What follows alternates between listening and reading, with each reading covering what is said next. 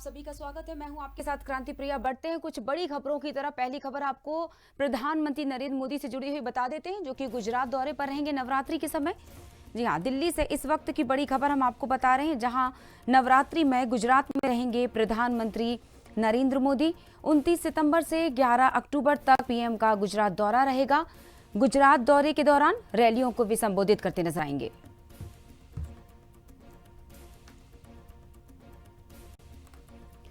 उनतीस सितंबर से 11 अक्टूबर तक पीएम नरेंद्र मोदी गुजरात के दौरे पर रहेंगे। वहां वे रैलियों को संबोधित करेंगे। गुजरात दौरे के दौरान नवरात्रि में गुजरात में रहेंगे प्रधानमंत्री नरेंद्र मोदी। हाल ही में उन्होंने अपना जन्म दिवस मनाया, मध्य प्रदेश उनका आगमन हुआ और इसके बाद अब लगातार उनके दौरे शुरू हो चुके हैं और इसी कड़ी में उनके गुजरात दौरे की खबर है, जहां नवरात्रि में वे गुजरात में रहेंगे।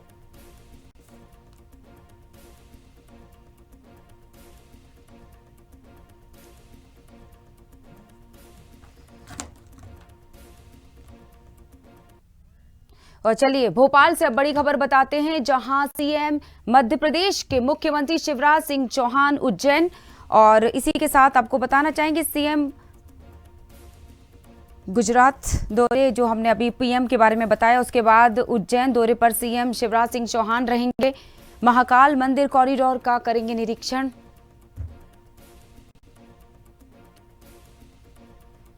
सीएम शिवराज तैयारियों का देखेंगे प्रेजेंटेशन। सत्यमित्रानंद गिरी महाराज की मूर्ति का करेंगे अनावरण।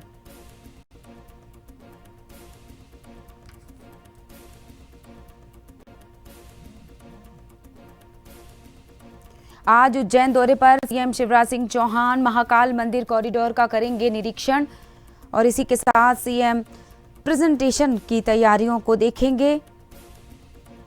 जो भी तैयारियां की जा रही हैं, सत्यमित्रानंद गिरी महाराज जी जिनकी मूर्ति का अनावरण होना है, उन तैयारियों को देखने के लिए सीएम शिवराज सिंह चौहान तत्पर। और इस पर जानकारी लेने के लिए हमारे साथ जुड़ चुके हैं खबर भारत के रिपोर्टर प्रदीप तलरेजा जी। प्रदीप, क्या जानकारी है? जी बिल्कुल, आज मध्य प्रदेश के जो मुख्यमंत्री है शिवराज सिंह चौहान, वो आज उज्जैन दौरे पर रहेंगे। लगभग सीएम शिवराज जो है वो विभिन्न धार्मिक जो कार्यक्रम है आज उसमें शामिल होने के लिए उज्जैन के लिए अब से कुछ देर बाद रवाना होंगे मध्य राजधानी से। सत्यानंद गिरी महाराज की जो मूर्ति का अनावरण है उसमें वो शामिल होंगे। लगभग 11 बजे जो है वो शंकराचार्य मठ में के पास जो उनकी प्रतिमा है उस प्रतिमा का अनावरण वो करते हुए नजर आएंगे, जिसकी तौर पर जो प्रतिष्ठित वहाँ के संत है, महात्मा है, उनके प्रवचनों के कार्यक्रम में भी वहाँ पर पहुंचेंगे। साथ साथ जो मध्य प्रदेश के अंदर जो एक अपनी खासी अहमियत रखता है, वहाँ पर एक कॉरिडोर का जो निर्माण कार्य चल रहा है, उस निर्माण कार्य की का अवलोकन भी वो करते हुए नजर आएंगे। देखिए, महाकाल मंदिर जो है वो काफी भव्य माना जाता है और उसको लेकर के तमाम तैयारियां जो है वो समय समय पर की जा रही है और मध्य प्रदेश सरकार की ये कोशिश जरूर है कि जो ये महाकाल मंदिर है, जो भव्य मंदिर जो है महाकाल का, वहां पर जो कॉरिडोर बनाया जाए, क्योंकि उसका खुद अनावरण करने की जो जिम्मेदारी जो बात का जो अनावरण है वो प्रधानमंत्री नरेंद्र मोदी के हाथों होना है। जो निर्माण कार्य उसमें किसी प्रकार की कमी न रह जाए, इन सभी तमाम चीजों को लेकर के मुख्यमंत्री आज अवलोकन करते हुए भी नजर आएंगे। जी बिल्कुल, जिस तरह से पीएम हाल ही में अपने जन्म दिवस पर मध्य प्रदेश आए थे और एक बार फिर से जो लोकार्पण करना है महाकाल कॉरिडोर का, उसके सिलसिले में उसके लोकार्पण के लिए पीएम नरेंद्र मोदी एक बार फिर से मध्य प्रदेश आएंगे, तो यानी कि उनका इस दौरा कुछ खास तो नहीं माना जा रहा। लगातार मध्य प्रदेश का दौरा, ठीक है, मध्य प्रदेश को 2023 में विधानसभा के चुनाव हुए और चुनाव के पहले लगभग हमने कई बार देखा है कि आदिवासी वर्गों की बात हो। लगातार ये कोई बड़ा विषय नहीं है, क्योंकि इसके पहले हमने देखा तकरीबन 7 से 8 माह पूर्व जो है प्रधानमंत्री नरेंद्र मोदी भोपाल एमपी के दौरे पर थे। साथ साथ उनके जाने के करीब 5 माह बाद जो है खुद केंद्रीय गृह मंत्री अमित शाह दौरे पर थे।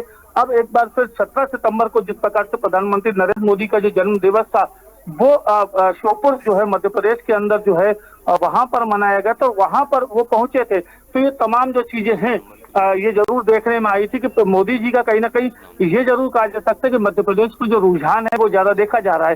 देखिए, विधानसभा के चुनाव में ज्यादा समय बचा नहीं और ऐसे में कहीं ना कहीं ये राजनीतिक सरगर्मियां जरूर देखी जा रही हैं, चाहे वो किसी वर्ग विशेष को मनाने की हो। ये तमाम जो चीजें हैं वो इस समय देखी जा रही हैं मध्य प्रदेश में। जी बिल्कुल, चलिए तमाम जानकारी के लिए बहुत बहुत शुक्रिया। और जिस तरह से पीएम का एक बार फिर से आगमन होगा, लोकार्पण करेंगे महाकाल कॉरिडोर का, और इसी के साथ अब आपको अगली बड़ी खबर बताएंगे जो भोपाल से ही जुड़ी हुई है। और सीएम शिवराज सिंह चौहान के दौरे से ही लगातार जुड़ी हुई रतलाम झाबुआ का दौरा करेंगे, क्योंकि चुनावी प्रचार एक बार फिर से उसका शंखनाद होने वाला है। नगरीय निकाय चुनाव के प्रचार का शंखनाद करेंगे। भोपाल से एक बड़ी खबर आपको बता रहे हैं, जहां सीएम शिवराज का आज से चुनावी शंखनाद। रतलाम और झाबुआ जिले में जनसभा को करेंगे संबोधित। 1:30 बजे के आसपास रतलाम पहुंचेंगे सीएम शिवराज सिंह चौहान। सैलाना के सदर बाजार में करेंगे जनसभा। सीएम आदिवासी क्षेत्रों को भी साधेंगे। दोपहर 3 बजे झाबुआ पहुंचेंगे सीएम। पेटलाबाद में 3:30 बजे जनसभा को भी संबोधित करते नजर आएंगे। और 18 जिलों में होने हैं नगरीय निकाय चुनाव। इस खबर पर भी हम जानकारी लेते हैं। हमारे साथ सीनियर रिपोर्टर खबरबार प्रदीप तलरेजा लगातार फोन लाइन पर। प्रदीप, अब चुनाव से जुड़ी हुई जानकारी आपसे लेना चाहेंगे। क्या है पूरी तैयारी मध्य प्रदेश सरकार की? किसी भी कोई भी कोर कसर वे छोड़ना नहीं चाहते, चाहे सीएम की हम बात करें या पीएम के दौरे के साथ की जोड़कर इसको बात करें। बिल्कुल करते, आपको बता दूं कि मध्य प्रदेश में 18 जिले ऐसे हैं जहां पर अभी 46 निकायों के चुनाव होने बाकी हैं। ये दरअसल अब वो सीटें हैं जहां पर जो आदिवासी क्षेत्रों से ज्यादातर आती हैं, और इसमें कहीं ना कहीं छिंदवाड़ा हो, चाहे जो कमलनाथ का गढ़ कहा जा सकता है, कांतिलाल भूरिया हो, अरुण यादव हो, ऐसे कई तमाम दिग्गज हैं जिनकी जो विधानसभा के क्षेत्र हैं वे वहां से आते हैं। और इन्हीं विधानसभा चुनावों के अंदर ये 18 जिले जो है वो आ रहे हैं। लगभग 46 निकाय चुनावों पर निकाय के जो चुनाव है वहां हुए हैं। और ये जो वो क्षेत्र हैं जहां पर महिला सबसे वोटर्स भी सबसे ज्यादा मानी जा रही है, और लगभग जो आंकड़ा देखा जा रहा है उसमें दोनों ही राजनीतिक दल 50% के आसपास महिलाओं को आरक्षण देकर महिलाओं को आगे करना चाह रही है। निश्चित तौर पर ये जो चुनाव होने हैं, क्योंकि ये विधानसभा के चुनाव के पहले इसे सत्ता का सेमीफाइनल जरूर माना जा रहा है। देखिए, हमने इसके पहले भी देखा है कि मध्य प्रदेश में त्रिस्तरीय पंचायत चुनाव हुई है, और इसके बाद में जो निकाय के चुनाव थे, महापौर के चुनाव होने थे, वो भी मध्य प्रदेश में हुए थे। उसमें जो आशातीत सफलताएं थी, हालांकि कांग्रेस को जो पहले ये देखा गया था, जो 16 महापौर के चुनाव हुए थे उसमें कांग्रेस के पास एक भी महापौर नहीं था। लेकिन अब जो परिस्थितियां हैं वो कहीं ना कहीं विपरीत जरूर देखी जा रही है। 5 महापौर कांग्रेस के हैं, 2 निर्दलियों में एक कटनी की जो महापौर बनी है, उन्होंने निर्दलीय जो भारतीय जनता पार्टी से बागी होकर उन्होंने निर्दलीय चुनाव लड़ा था, उनको सीट मिली थी। वहीं सिंगरौली से आम आदमी पार्टी को एक सीट मिली थी। तो कहीं ना कहीं ये जरूर कहा जा सकता है 16 में से 7 सीटें जो हैं वो निकल चुकी है। लगभग 9 ही सीटें जो है वो अब बीजेपी के पास बची हैं। बीजेपी किसी भी प्रकार की कोताही जो है वो बरतना नहीं चाहती है। ये बात स्पष्ट रही है कि हर बार ये बात जरूर कही है कि सत्ता संगठन के जो समन्वय की स्थिति बनाकर प्रदेश के अंदर चुनाव हो, और प्रदेश में कहीं ना कहीं एक बार फिर से जो तमाम जो चीजें हैं उसको वापस अपने पक्ष में किया जाए। तो 2023 के चुनाव के पहले ये अहम जो है कहीं ना कहीं जो चुनाव है वो जरूर माना जा रहा है। देखिए, साफ तौर पर ये कहा जाता है, जिस प्रकार से आज मध्य प्रदेश के मुख्यमंत्री चौहान आज इसी को लेकर दौरे पर हैं, और लगातार कोशिश ये कर रहे हैं कि जो ज्यादा से ज्यादा जो लोग हैं वो उनसे जुड़ सके, जिसको लेकर के आज वो उनका तमाम जो दौरा है वो झाबुआ में होने जा रहा है। इसमें पेटलाबाद में वो सभा करेंगे, साथ साथ जो रतलाम है सबसे पहले वो रतलाम पहुंचेंगे। रतलाम में पहुंचने के बाद जो सदर बाजार है वहां पर जो है जनसभा कल को संबोधित करेंगे। इसको लेकर के तमाम जो चीजें हैं आज मुख्यमंत्री शिवराज सिंह चौहान करते हुए नजर आएंगे। बिल्कुल, जहां तैयारी की बात करें बीजेपी की, तो इस बात को भी प्रमुखता से उठाना ही चाहिए कि कमलनाथ जी ने कल एक बड़ा बयान दिया। उन्होंने कहा जिसको पार्टी में रहना है रहे, जिसको जाना है चला जाए, मेरी गाड़ी खुद उन्हें छोड़कर आएगी। तो कहीं ना कहीं विपक्ष टूटता सा नजर आ रहा है, क्योंकि इस तरह से वरिष्ठ पदों पर बैठे पूर्व सीएम का ये बयान जहां बीजेपी सरकार को मजबूत कर रहा है, तो वहीं उन्हीं की पार्टी के लोगों को कमजोर भी कर नजर आता है। देखिए, जिस प्रकार से कल पूर्व मुख्यमंत्री कमल का एक बयान आया है जिसमें साफ तौर पर उन्होंने कहा है कि जिसे पार्टी में रहना है वो पार्टी में रहे, और इसे जाना है वो जा सकता है। देखिए अरुणोदय चौबे जो थे, जो सागर से आते थे, वो कहीं ना कहीं बड़े कद्दावर नेता के रूप में माने जाते थे और उनका पार्टी से कहीं ना कहीं इस्तीफा सभी पदों से उन्होंने अब दे दिया था, जिसके बाद एक सुप्रीम तरह के चुनाव जरूर देखते आ रहे थे। इसके पहले हमने देखा है कि खुद गुलाम नबी आजाद जैसे बड़े दिग्गज नेता भारत जोड़ो यात्रा से पहले अपना इस्तीफा दे चुके थे। उसी को लेकर के साफ तौर पर ये तमाम जो बातें हैं कल पूर्व मुख्यमंत्री कमलनाथ ने कही हैं। लेकिन देखिए लगातार ये जो बातें निकल के आ रही है उसमें स्पष्ट निर्देश है, जिनको भी अभी पार्टी छोड़कर जाना है वो जा सकते हैं। इसका मतलब स्पष्ट है कि कमलनाथ को छोड़ के जो नेता जा रहे हैं, जो पूर्व विधायक हैं या जो बड़े कद्दावर कद के नेता थे, जो पार्टी छोड़कर जाना चाहते हैं, उनके लिए उन्होंने रास्ते स्पष्ट कर रखे हैं। उनका साफ तौर पर कहना है जो पार्टी की रीति नीति के हिसाब से चलेगा उसको ही पार्टी में रहा जाएगा, उसको ही पार्टी में रखा जाएगा और पार्टी उसको मजबूत स्तर तक लेके जाएगी। लेकिन अगर चुनाव देखकर ये बात की जाए कि क्योंकि 46 नगरीय निकायों में चुनाव होने हैं और ऐसे में इस प्रकार से लगातार जो कार्यकर्ता है जो पार्टी छोड़कर जा रहे हैं, तो कहीं ना कहीं चिंता का विषय जरूर है कमलनाथ के लिए।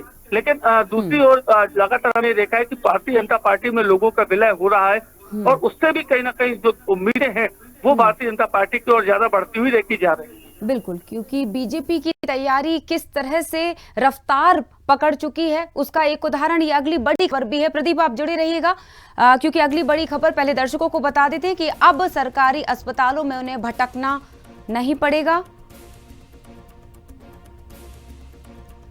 और चूंकि फिलहाल हम बात कर रहे थे कि जिस तरह से 3:30 बजे जनसभा को संबोधित करेंगे सीएम शिवराज सिंह चौहान, कई बड़े दौरों के साथ ही कई बड़े फैसलों को लेने की बात कही जा रही है और इसी कड़ी में एक बड़ी बात स्वास्थ्य विभाग से जुड़ी हुई भी नजर आई। जी हां, मध्य प्रदेश के लोगों के लिए, प्रदेशवासियों के लिए खुश खबर यह है कि अब सरकार, मध्य प्रदेश के स्वास्थ्य विभाग ने यह निर्णय लिया है कि 1400 सरकारी अस्पतालों में डॉक्टर्स की कमी को पूरा किया जाएगा। 1400 डॉक्टर्स की भर्ती की जाएगी। इस वक्त की बड़ी खबरों में ये भी एक महत्वपूर्ण और जनता से जुड़ी हुई महत्वपूर्ण खबर, जहां सरकारी अस्पतालों में 1400 डॉक्टरों की भर्ती की तैयारी की जा रही है। मध्य प्रदेश स्वास्थ्य विभाग ने पीएससी को प्रस्ताव भेजा है।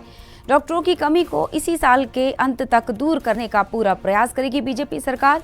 पदों को भरने के बाद डॉक्टरों की कमी होगी दूर। प्राथमिक और सामुदायिक स्वास्थ्य केंद्रों में डॉक्टरों की कमी को दूर करने का पूरा प्रयास करती नजर आ रही है बीजेपी सरकार। और हमारे साथ लगातार जुड़े हुए प्रदीप चल। प्रदीप, चूंकि अभी हम थोड़ी देर पहले चुनावी हलचल पर बात कर रहे थे, दोनों पक्ष की और विपक्ष की तैयारियों पर बात कर रहे थे।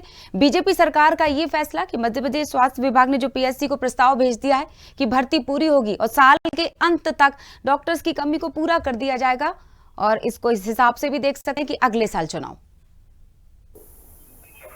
देखिए, निश्चित तौर पर मध्य प्रदेश के अगर मुख्यमंत्री शिवराज सिंह चौहान की बात की जाए तो लगातार वो जनता के बीच में जाते हैं और लगातार कई जो बातें हैं वो कहते हुए नजर आते हैं। चाहे वो रोजाना के जो रूटीन है उसको छोड़कर सवेरे से ही समीक्षाएं, बैठक करना या जनता से जो जुड़े मुद्दे हैं, चाहे वो किसी भी जिले के हों, किसी भी जिले के अंचल के अंदर आने वाली तहसील के हों, ऐसे कई तमाम जो चीजें हैं वो जरूर देखी जाती है मुख्यमंत्री शिवराज सिंह चौहान की तरफ से।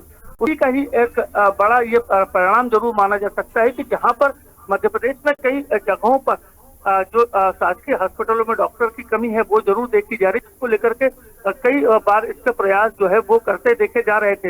हालांकि विपक्ष सरकार के ऊपर हमलावर जरूर बंदी रहती है कि सरकार के द्वारा इस चीजों पर ध्यान नहीं दिया जा रहा है, और उसी का परिणाम यह है कि आज जो स्वास्थ्य विभाग है उसके द्वारा से 1400 जो पद है जहां पर डॉक्टरों की सबसे ज्यादा कमी देखी जा रही है, ऐसे जिलों में, ऐसी तहसीलों में और ऐसी पंचायतों में अब उनको भर्ती करने का जो प्रस्ताव है वो भेजा जा चुका है।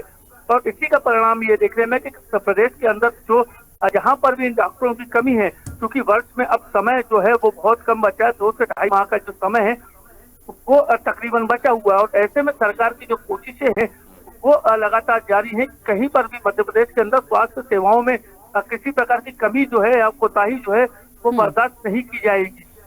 बिल्कुल स्पष्ट इस बात को कहा जा सकता है कि लगातार जो तमाम जो चीजें हैं वो प्रदेश के मुख्यमंत्री हो चाहे स्वास्थ्य मंत्री हो उनके द्वारा से की जा रही हैं। उसी तारतम्य में अब जो ये बड़ी घोषणा जो है, या इसको ये कहा जा सकता है जो बड़ा एक ड्राफ्ट जो है वो कहीं ना कहीं सरकार बनाने जा रही है, जिसके माध्यम से अब जो लोग हैं, जो कि हमने देखा है कि कोरोना के समय में कई जिलों में या कई जो स्थिति थी वो कहीं ना कहीं भयावह थी, उसका सीधा कारण ये था कि कहीं ना कहीं डॉक्टरों की कमी थी। और उस कमी को देखते हुए अब प्रदेश सरकार इन जो रिक्त पद हैं वहां पर जो डॉक्टर्स हैं उनके पद भरने का जो काम है वो करती हुई नजर आ रही है। बिल्कुल सही बात ये भी है कि ये कमी जो है वो लगातार देखने को मिल रही थी प्रदेश में। आपने जैसा कि बताया कि कोरोना काल में हम इससे भुगते हैं, क्योंकि डॉक्टर्स की कमी के चलते जिस तरह के आंकड़े सामने आते थे वो वाकई भयावह थे। और अभी भी वो जो लहर है वो थमी नहीं है, तो तैयारी तेज करनी ही होगी। और डॉक्टर्स की जो कमी है, आने वाली रणनीति को बनाते हुए इसको जितनी जल्दी पूरा किया जाए, शायद उतनी जल्दी जनता को हम सुरक्षित रख पाएंगे। आपका बहुत बहुत शुक्रिया जुड़ने के लिए और तमाम खबरों पर जानकारी देने के लिए। इसी के साथ हम कुछ और खबरों पर भी चर्चा करने वाले हैं। फिलहाल हम मध्य प्रदेश की बड़ी खबरों पर चर्चा कर रहे थे, जिसमें हमने अभी चर्चा की कि डॉक्टरों की कमी को साल के अंत तक दूर करने का प्रयास पूरा करेगी बीजेपी सरकार।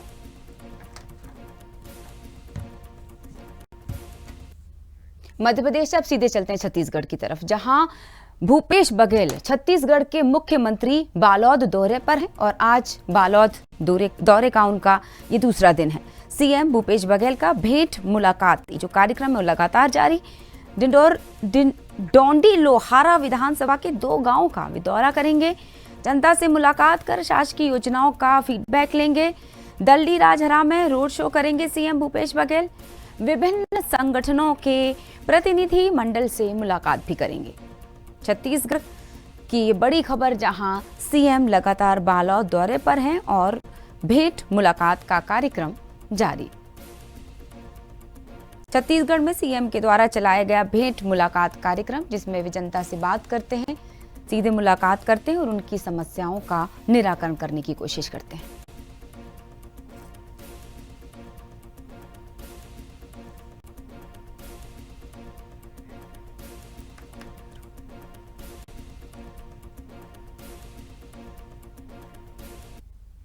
वापस आते हैं मध्य प्रदेश की तरफ, जहां ग्वालियर से बड़ी खबर हम आपको बता रहे हैं। भाजयू यानी भारतीय जनता युवा मोर्चा नेता के खिलाफ एफआईआर दर्ज की गई है। कलेक्टर कौशलेंद्र विक्रम सिंह ये नाम है उनका, जिन्होंने अभद्रता का ये मामला उनके खिलाफ आया है। भाजपा नेता पर गनर से पिस्तौल छीनने पर मामला दर्ज किया गया है।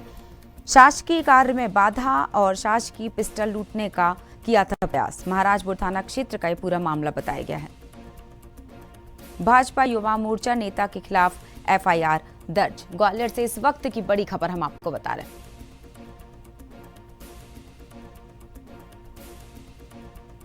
कलेक्टर से अभद्रता का ये मामला सामने आया, जहां जानकारी मिल रही है कि भाजपा नेता ने दरअसल यह अभद्रता कलेक्टर के साथ की।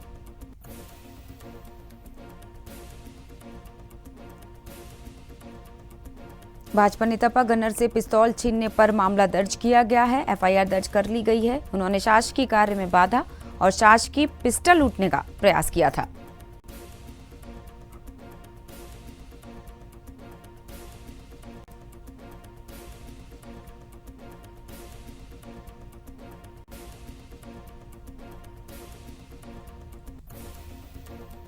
महाराजपुर थाना क्षेत्र का ये पूरा मामला बताया गया।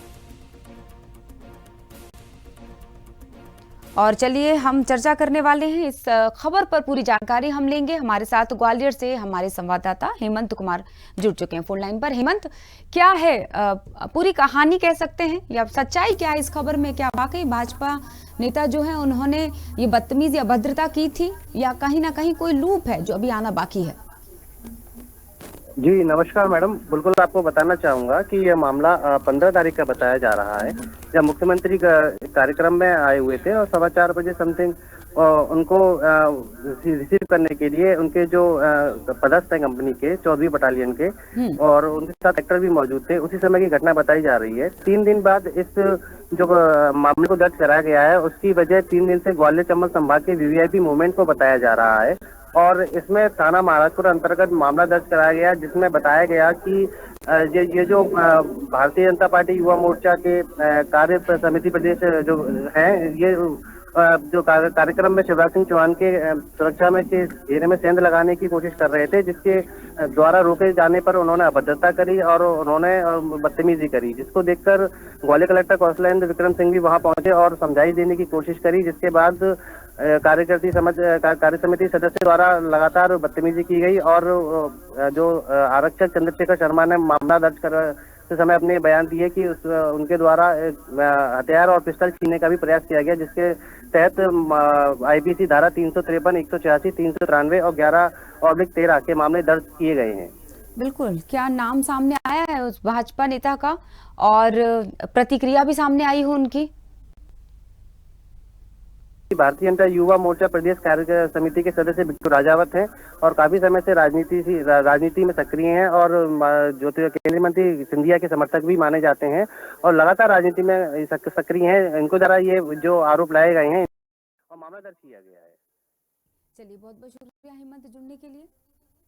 इस वक्त ग्वालियर से हम आपको ये खबर बता रहे थे जहां भाजपा नेता पर एफआईआर दर्ज की गई है। दरअसल कलेक्टर के साथ शासकीय कार्य में बाधा डालने के एवज में उन्होंने गनर जो थी वो उनके साथ बदतमीजी की अभद्रता की, जिसके चलते उनके खिलाफ एफआईआर दर्ज की गई। राजावत उनका नाम बताया गया है, जो सिंधिया समर्थक बताए गए।